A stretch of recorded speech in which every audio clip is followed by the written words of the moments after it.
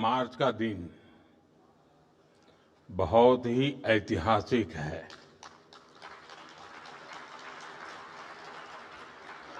12 मार्च 1930 को महात्मा गांधी ने साबरमती आश्रम से दांडी यात्रा शुरू की थी।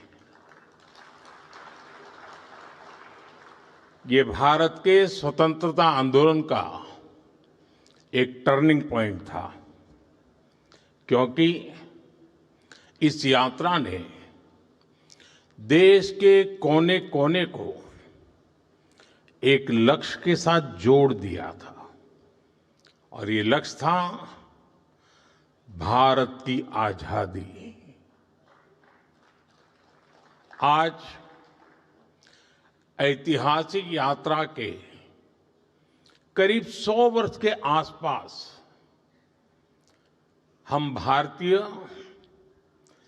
फिर एक नई यात्रा पर निकले हैं। ये यात्रा है विकसित भारत की यात्रा। हमारा लक्ष्य एक है, हमारी मंजिल एक है, विकसित भारत। और इस लक्ष्य की प्राप्ति में ऐसी समिट्स में हुआ मंथन, इनसे निकला अमृत बहुत बड़ी भूमिका निभाता है। मैं आप सभी का आभारी हूं। आपने मुझे नेक्स्ट समिट के लिए आमंत्रित किया। यहां देश से, दुनिया से बहुत सारे साथी आए हैं। कुछ पुराने परिचित भी हैं। मैं आप सबका अभिनंदन करता हूं। साथियों, 21वीं सदी का एक कालखंड न भूतो न भविष्यति जैसा है। एक तरफ युद्ध की विभीषिका है, सप्लाई चेन फिर से तहस नहस हो रही है।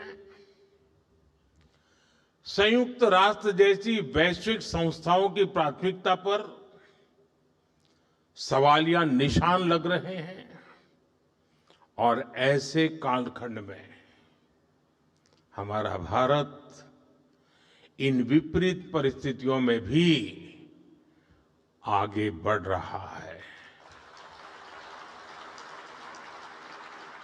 आज दुनिया इतिहास के जिस महत्वपूर्ण पड़ाव पर खड़ी है, उस पड़ाव पर जिस देश का नाम सबसे ज्यादा चर्चा में है, वो है भारत। वर्तमान में इतने सारे संकटों के बीच दुनिया का हर गंभीर नेतृत्व,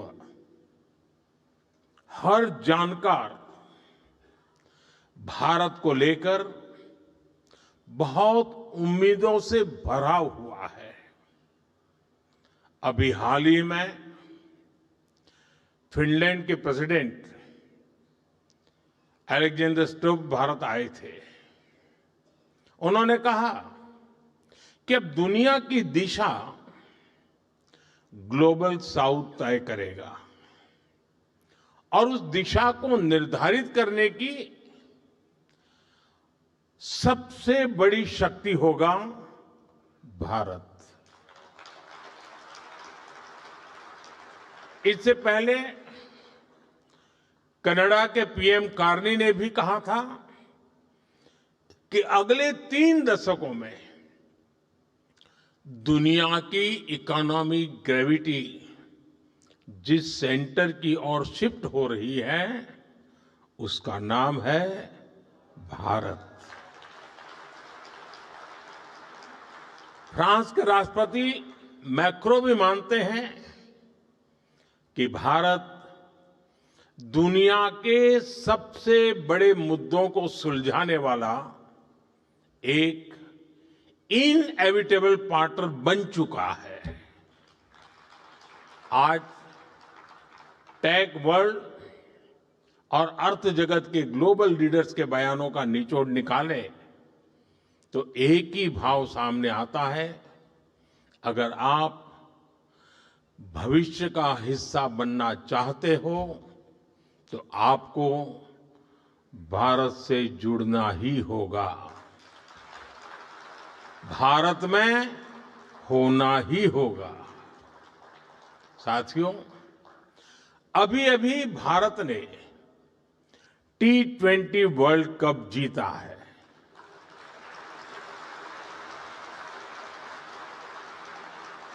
हर कोई खुश है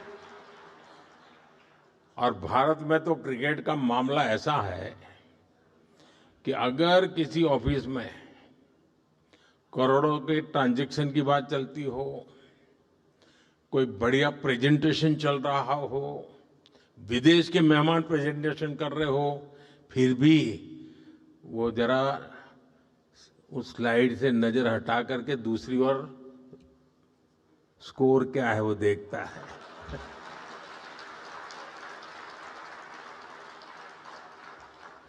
और कोई ना कोई तो पूछ ही लेता है, भाई स्कोर क्या है, जरा ठीक से ऐसी स्थिति।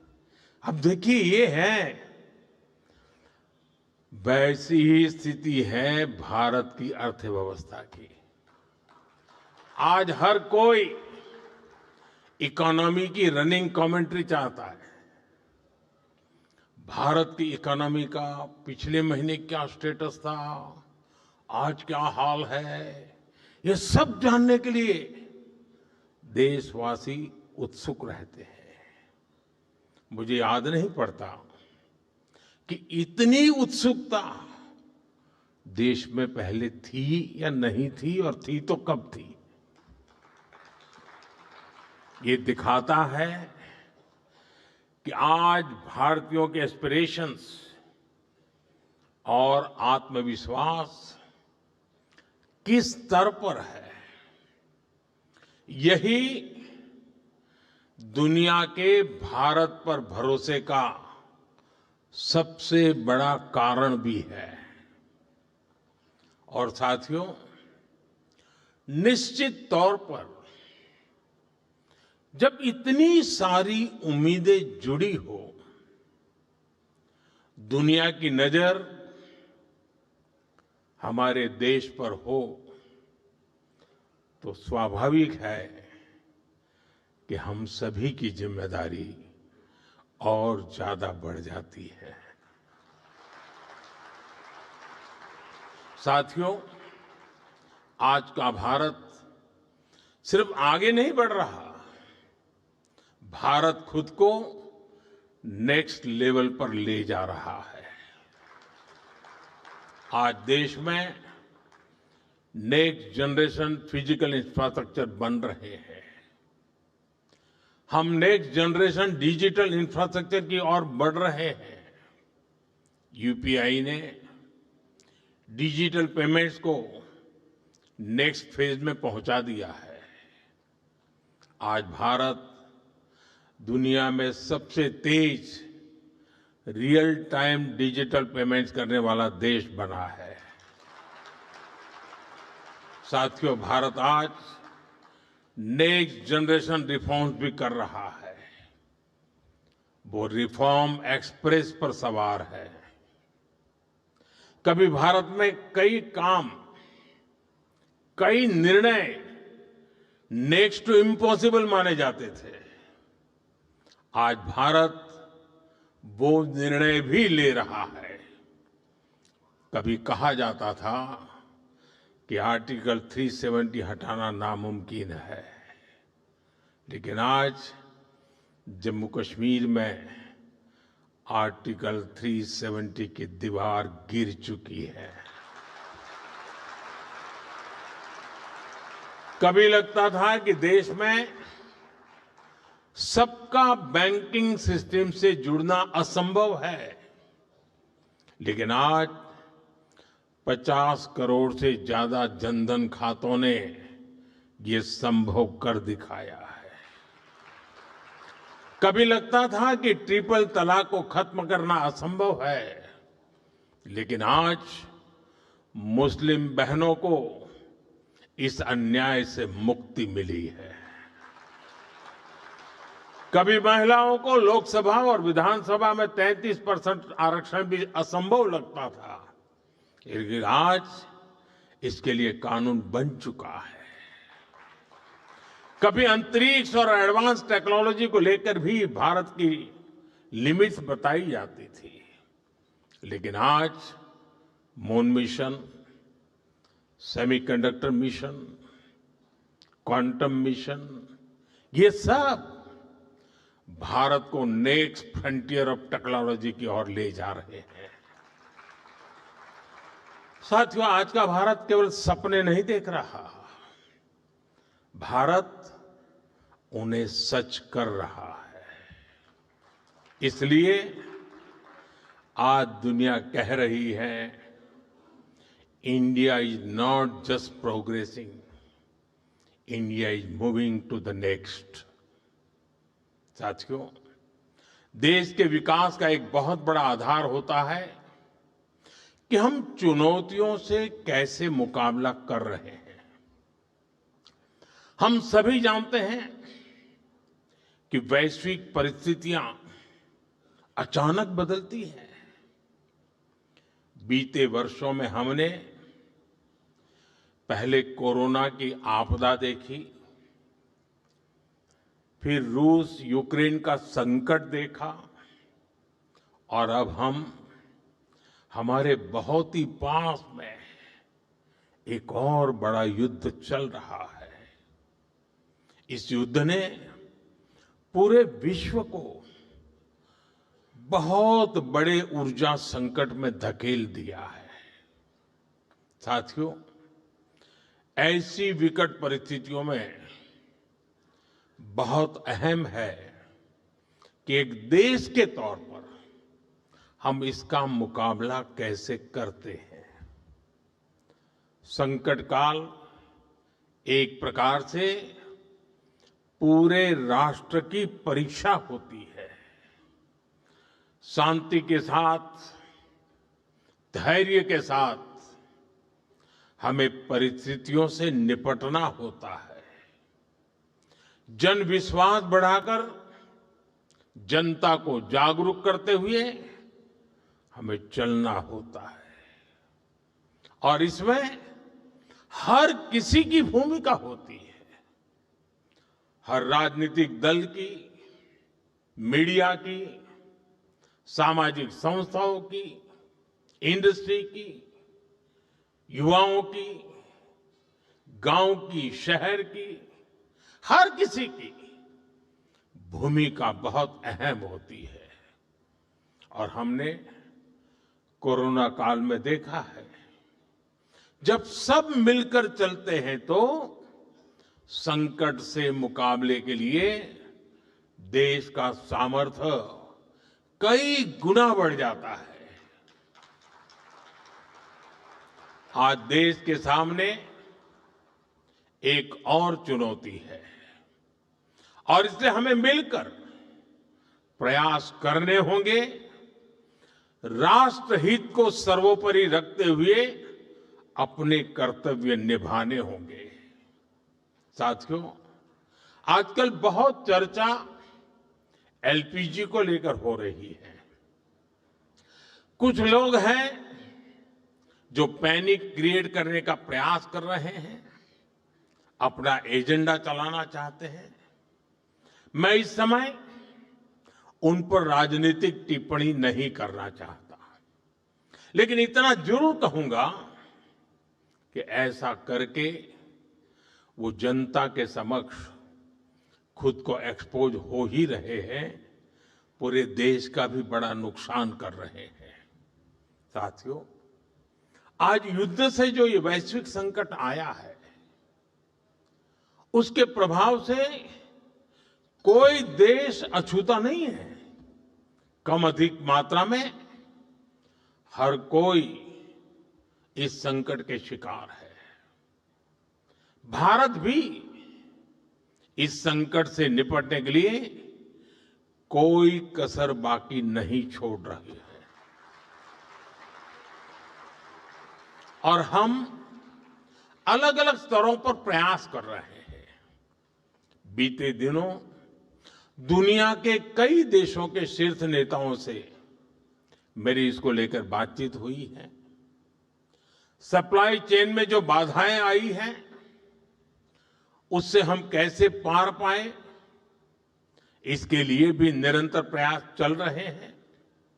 साथियों, भारत के तेज विकास के लिए अलग अलग एनर्जी सोर्सेज को बढ़ावा देना निरंतर जरूरी रहा है और इसको मजबूत करने के लिए हमने 2 स्तरों पर एक साथ काम किया है।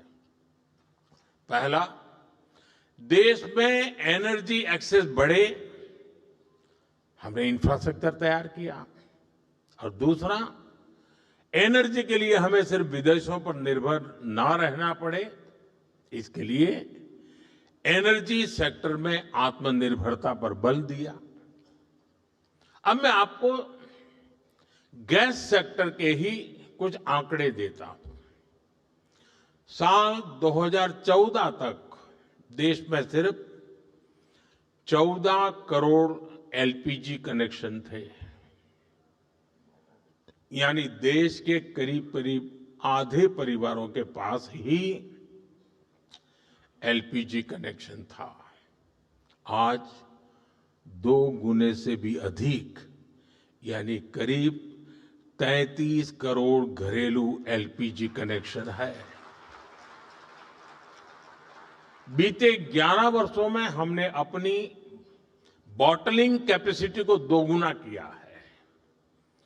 डिस्ट्रीब्यूशन सेंटर भी 13,000 से बढ़ाकर 25,000 से अधिक हो गए हैं। 2014 में देश में सिर्फ 4 एलएनजी टर्मिनल्स थे, 4 एलएनजी टर्मिनल्स। आज इनकी संख्या भी बढ़कर 2 गुनी हो गई है। गैस पाइपलाइन जो करीब 3,500 किलोमीटर होती थी, उसको 10,000 किलोमीटर तक विस्तार किया है, क्योंकि करीब 60% एलपीजी विदेशों से आती है। इसलिए देश के बड़े बड़े पोर्ट्स, वहां पर इंपोर्ट टर्मिनल कैपेसिटी भी बहुत बढ़ाई गई है। साथियों, साल 2014 से पहले तक देश में सिर्फ 25-26 लाख घरों में ही पाइप से सस्ती गैस यानी पीएनजी की सुविधा थी। आज ये संख्या भी 1.25 करोड़ से अधिक पहुंच गई है। 2014 में देश में सीएनजी पर चलने वाली गाड़ियां भी 10 लाख से ज्यादा नहीं थी। आज ये संख्या 70 लाख से अधिक है और ये तभी संभव हो पा रहा है क्योंकि बीते दशक में देश के 600 से अधिक जिलों में सिटी गैस डिस्ट्रीब्यूशन नेटवर्क स्थापित किए गए हैं। साथियों, इस वैश्विक संकट ने एक बार फिर दिखाया है कि किसी भी देश का आत्मनिर्भर होना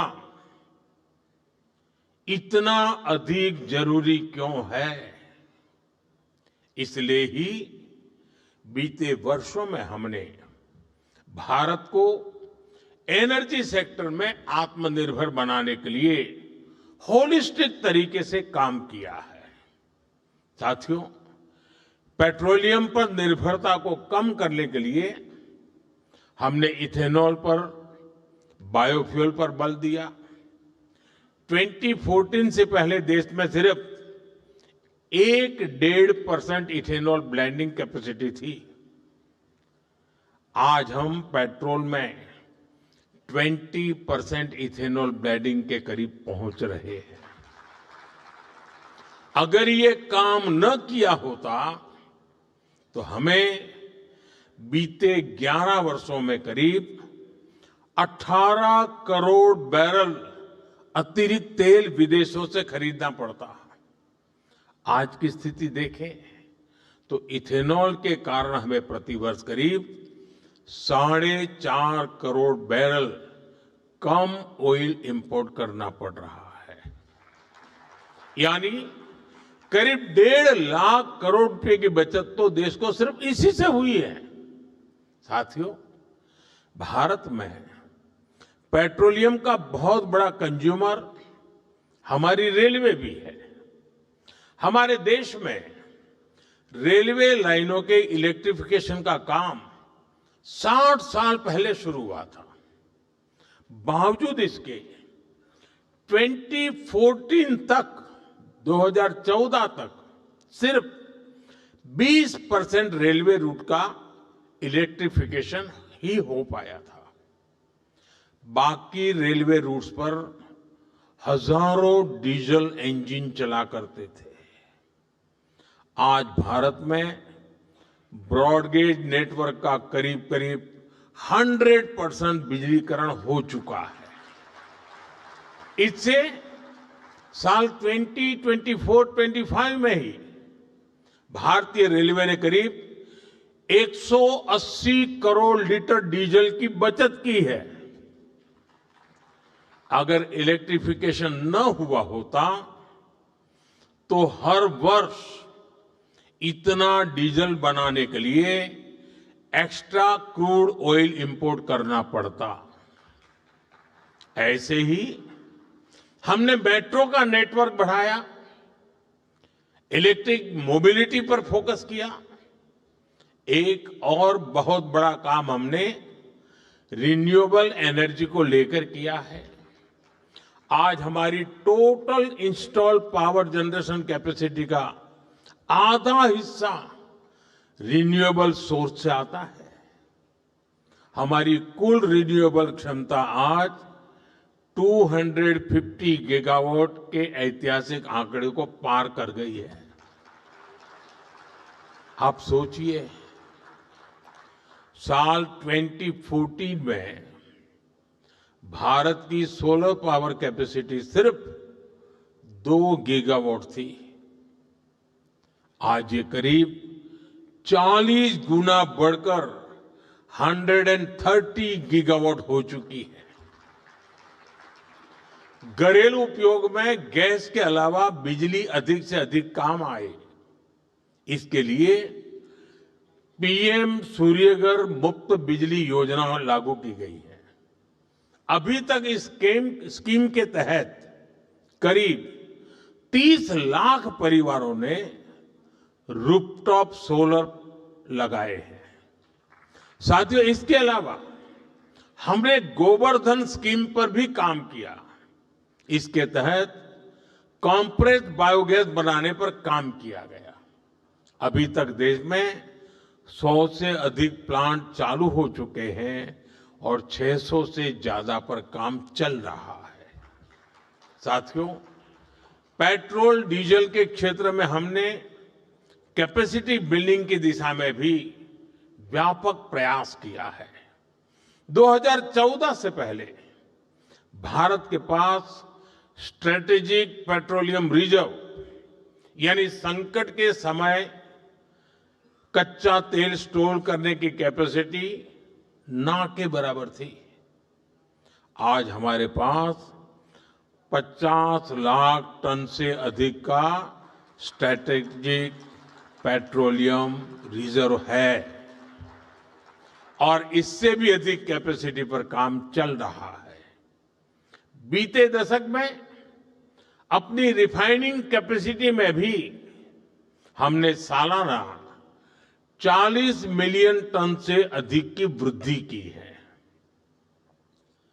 तभी भारत आज दुनिया के सबसे बड़े रिफाइनिंग हब्स में से एक बन चुका है। यानी आप अंदाजा लगा सकते हैं कि हम भारत को आत्मनिर्भर बनाने के लिए कितने बड़े पैमाने पर और कितनी बड़ी दिशाओं में काम कर रहे हैं।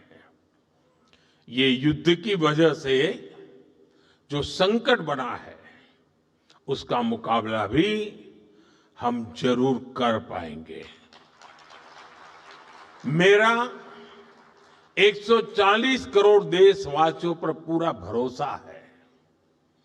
जैसे एक साथ संगठित होकर कोविड के संकट से हमने देश को बाहर निकाला था, उसी प्रकार हम इस वैश्विक संकट को भी पार कर लेंगे। और मैं फिर दोहराऊंगा, जहां तक सरकार का प्रश्न है, हम किसी भी प्रकार के प्रयत्न या प्रयास में कोई कमी नहीं आने देंगे। हमारे हर निर्णय में जनता का हित सर्वोपरि रहेगा। साथियों, यूक्रेन युद्ध से लेकर आज तक हमने देखा है कि कैसे इसका प्रभाव वैश्विक मार्केट से लेकर दुनिया के नागरिकों पर पड़ता रहा है। लेकिन भारत सरकार का हमेशा से हर संभव प्रयास रहा है कि युद्ध से बनी परिस्थितियों का बोझ भारत के नागरिकों पर न पड़े। और जब रूस यूक्रेन का संकट बढ़ा था, तो उस कालखंड में फर्टिलाइजर की कीमतें आसमान छूने लगी थी। इसके बावजूद यूरिया की जो बोरी अंतर्राष्ट्रीय बाजार में 3,000 रुपये में मिल रही थी, वो हमने अपने किसानों को सिर्फ 300 रुपये में दी थी। दुनिया में 3,000 रुपया चलता था, हमारे देश में 300 रुपये में दिया जाता था। इस बार भी हमारा हर संभव प्रयास होगा कि देश के किसान, देश के नागरिकों के जीवन पर युद्ध का कम से कम प्रभाव पड़े। साथियों, आज के इस अहम समय में, आज इस मंच से मैं राज्य सरकारों से भी एक अनुरोध है। ये जरूरी है कि कालाबाजारी न हो, अफवाहें न फैले। इसलिए स्थिति की गंभीरता से मॉनिटरिंग आवश्यक है।